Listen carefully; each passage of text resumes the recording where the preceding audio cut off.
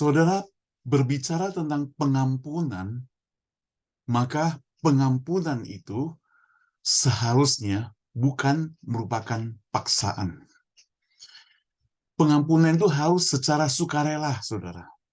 Pengampunan tidak dengan pencitraan, bukan karena orang lain melihatnya. Tetapi pengampunan itu mesti real, nyata, fakta dalam kehidupan seseorang. Pengampunan juga bukan merupakan motivasi, tetapi berdasarkan kasih. Saudara, pengampunan butuh pengorbanan. Pengampunan butuh pikiran yang sehat, saudara. Pengampunan membutuhkan kejujuran. Pengampunan membutuhkan ketulusan. Pengampunan membutuhkan harga yang dibayar. Dan pengampunan butuh penerimaan kembali. Saudara ingat siapa itu Filemon?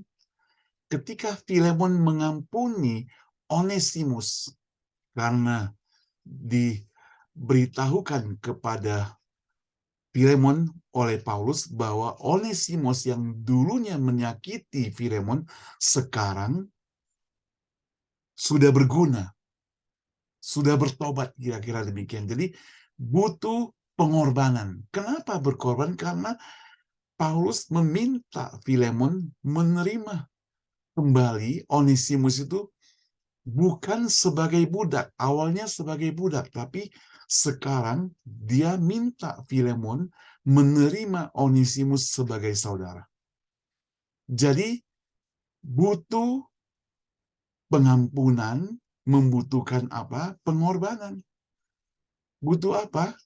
Butuh ketulusan, butuh kejujuran, dan butuh penerimaan kembali. Dan sekali lagi, tidak gampang. Tetapi saudara, yang tidak gampang ini Tuhan Yesus sudah lakukan. Allah mengutus anaknya yang tunggal ke dunia ini.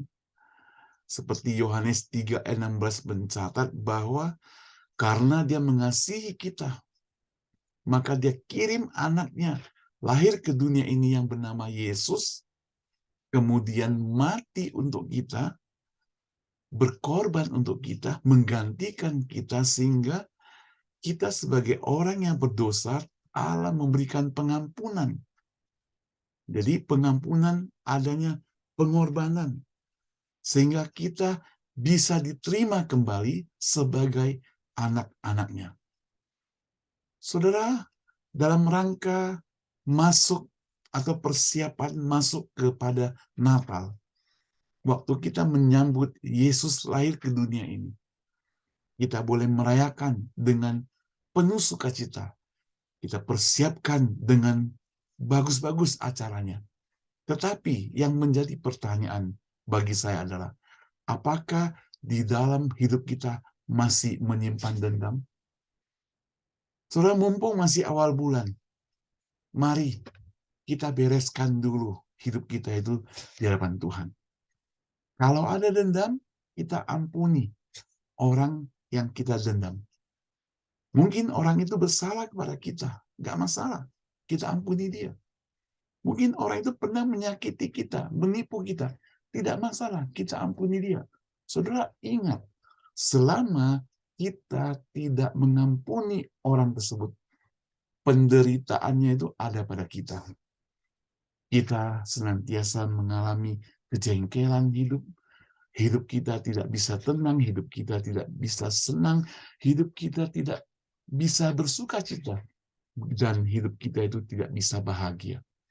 Tetapi begitu kita mengampuni, kita bereskan dengan Tuhan, los semuanya, maka kita tinggal menerima kesukacitaan itu. Perlu harga yang dibayar? Perlu. Dan harga itu mahal? Benar. Tapi kita akan mendapat harga yang lebih tinggi daripada itu, yaitu kebahagiaan yang daripada Tuhan. Saudara, pulang, matikan komputer saudara atau handphone saudara, pergi cari orang yang belum Anda ampuni. Ampuni dia. Karena Tuhan Yesus sudah terlebih dahulu mengampuni kita semua. Mari kita berdoa. Bapa kami di surga, kami menyerahkan hidup kami ke dalam tangan-Mu Tuhan. Kami bersyukur, terima kasih kepadamu untuk pengampunan yang Engkau berikan pada kami. Sebenarnya kami ini orang yang hina, orang yang berdosa, orang yang tidak berguna, orang yang tidak layak. Tapi Engkau layakkan kami, mengampuni kami Tuhan. Oh Tuhan, kami bersyukur kepadamu. Dan kalau Engkau sudah mengampuni kami Tuhan, ajar kami supaya kami tidak menyimpan dendam. Tapi kami juga boleh mempraktekkan pengampunan. Karena kami mau menjadi pengikut-Mu yang sejati. Dalam nama Tuhan Yesus, Juru Selamat kami yang hidup, kami berdoa. Amin. Terima kasih. Tuhan Yesus memberkati kita sekalian.